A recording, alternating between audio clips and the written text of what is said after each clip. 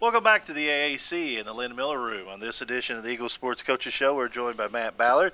And Coach got out to a nice lead against Jacksonville, and it's just been our MO all year. Yeah, it has. It just kind of evaporates away, doesn't it? Yeah, and had it going there pretty well, and we just couldn't hang on to that lead. And I think they played a little more consistent and made the plays that they need to make throughout, and then we got a little more inconsistent and had trouble with their pressure and their coverage, and kind of got us out of sync and out of rhythm, and then we had trouble containing, defending the quarterback and their balanced attack with the run-pass game, and then all of a sudden, bingo, then we're behind and looking up, But what's interesting though, I mean, we still had ample opportunities, and there, in that fourth quarter, we got down, well, one time inside the 5 or right there at the 5. The other time we were inside the 20 again, and we had two golden opportunities to put 2 scores up. And if we do that, then, and there's plenty of time left, it's a 3-point ball game. So the key is you got to play consistent throughout. We had a touchdown called back with another holding call. And I don't care who you play, but let me tell you what, when you play a caliber of a team like Jacksonville, you cannot turn the ball over. We threw an interception. We had 2 fumbles there. We fumbled a punt return. And, it's very difficult to pull out a ball game when you have miss opportune penalties, you have interception and turnovers like that. It's going to make it extremely difficult to overcome a team like Jacksonville. I know you won't say it, but it seems like most of their flags was thrown towards that Jacksonville sidelines. I think they were calling that from the sidelines over there. But my opinion, said it on the radio, we'll be in trouble for it later, but that's okay. But Jacksonville is an outstanding team, and they've put together a couple of years that's really fine in the PFL. You know what, they really have, and you have to tip your hat to them and respect them for that. But Saturday, I really felt good about things and how hard we played and the plays that we did make. For the most part, for most of the ball game, we were toe-to-toe with them, made outstanding plays in all 3 phases of our game. Very pleased with our special teams effort, except for the one blunder of dropping the ball, but that gives them a great field position. I think that was around, the 35-yard line, I believe it was, or something like that. And it's in the fourth quarter, so it was not only in a bad spot, but it was not at a very good time. So, you got to give credit where credit is due, and they played harder and better and more consistent for the full 60 minutes, so therefore they get the sweet taste of victory, not us.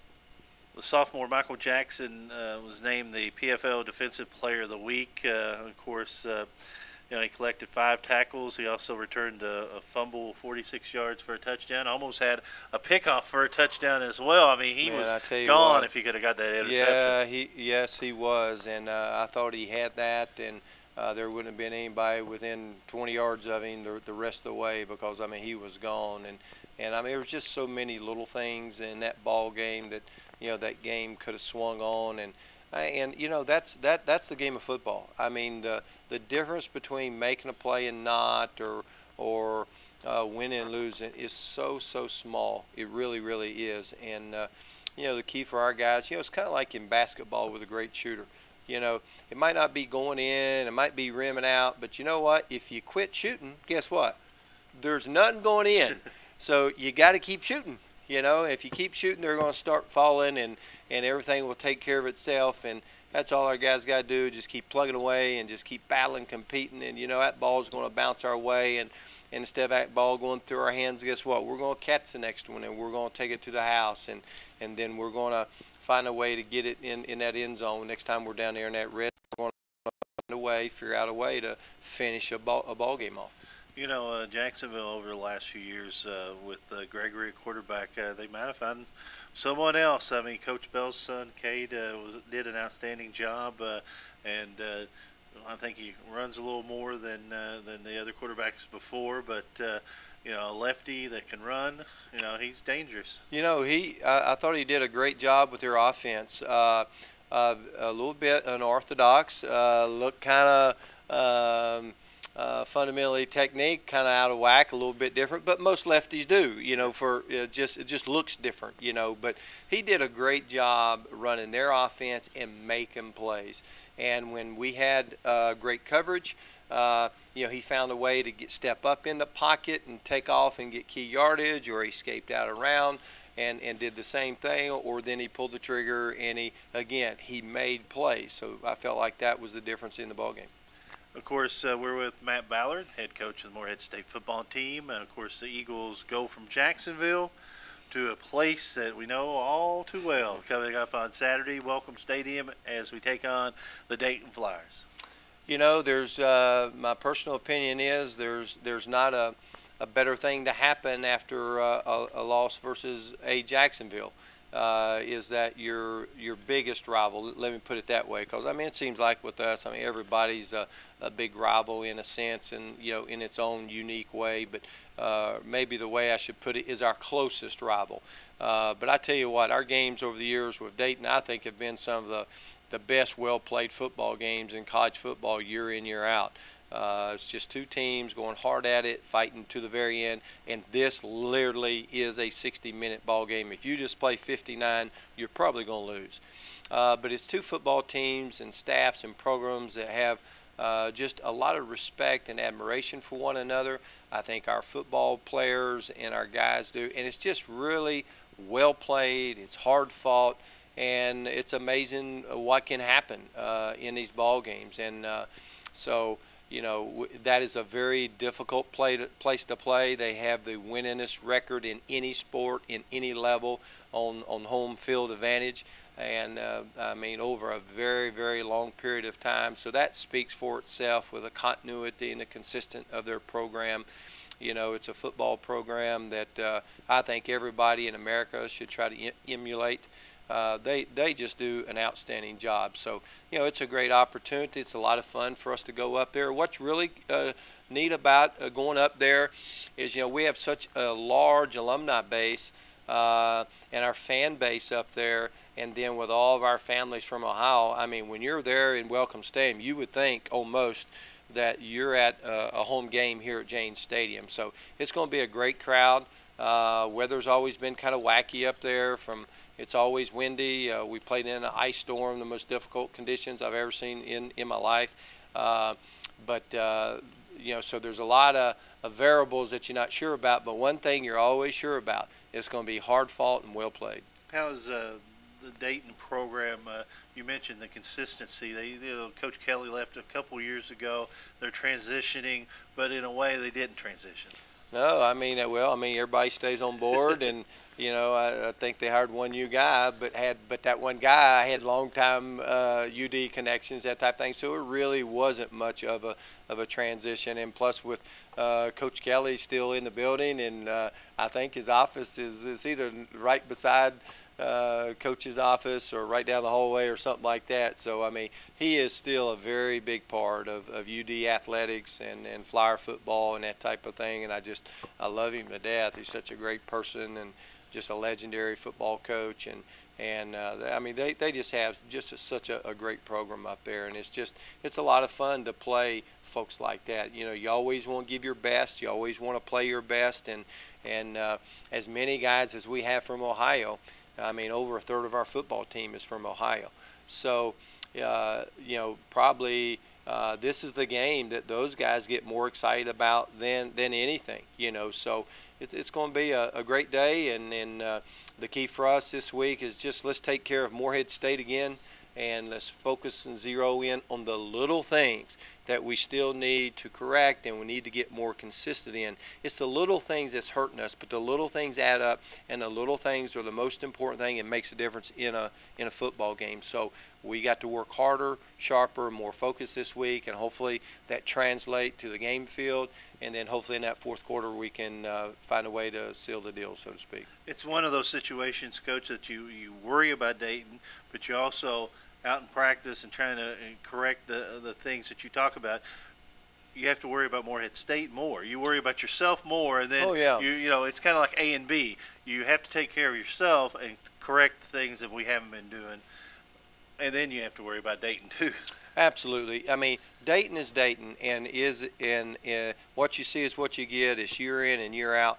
They are the most sound, mistake-free football team I've ever seen in my whole entire life. And I'm not saying every once in a while or you know, a year here, a year there. I'm talking about year in, year out. I'm talking about game in, game out. When you watch them on film, I can click on a film 5 years ago or 10 years ago and click on the film from last week, and let me tell you something, there is no difference.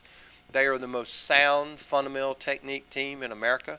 It's always been that way, always will be that way. They don't make mistakes. They make no unforced errors. You have to force them into a mistake. You have to beat them at their own game. So we've got to play our best game to date, mistake-free football. We've got to take care of the football and then play hard and smart and discipline for a full 60 minutes. I know your kids that you recruit and bring here to Morehead State, the fact that there are a lot of great character kids. Is it a challenge after losing 4 in a row to keep them up and keep them ready, or is it the fact that they are high character kids, kind of easier the fact because they know what they have to do? Well, I think I think the character is the most important thing, and I think if you don't continue to pay attention and do the things that need to be done and need to be said and the way you go about your business, sure, I think anybody can kind of slip down or lose their confidence or get down on themselves and maybe sulk and feel sorry for themselves. I mean, I think that's human nature with probably 98% of the people. But I think, you know, our young people are resilient, and we just no matter what happened the previous week, we've always put it behind us, where you play a great game, you win, or you let one slip through your fingers, or no matter how you came up short and you fall into the loss column. I mean, that is behind you, and we just that's just so much a focus of us, and the way that we prepare is the same each and every given week. But you have fun with each new week because each team is new and different, and it's unique, and it brings its own excitement and flavor and enthusiasm to it. And I think with just our makeup and our guys, that when you do come up short, it's just been our nature. It makes us more determined, you know, and it just makes you want to work harder and go out there and try to get better. I mean, it's all about getting better every rep, every day, regardless of what happened last rep or last period or last week. So you just got to we just got to keep on keeping on attitude, and our guys, that's just the way that they are, and we'll be ready to come out of the gates on Saturday at 1 o'clock. I want to know who you made mad down in the PFL office. I mean, Drake, Jacksonville, Dayton, the first 3 weeks of conference season. Man, I've tried to send flowers and cookies and candy, and I mean, maybe I'm forgetting something, but the scheduling folks surely haven't, and they've never done us any favors. Yeah. We've always had to go back-to-back trips, and then when they switch the schedule around, and then you got to revisit some good old Morehead State always is the one to do that.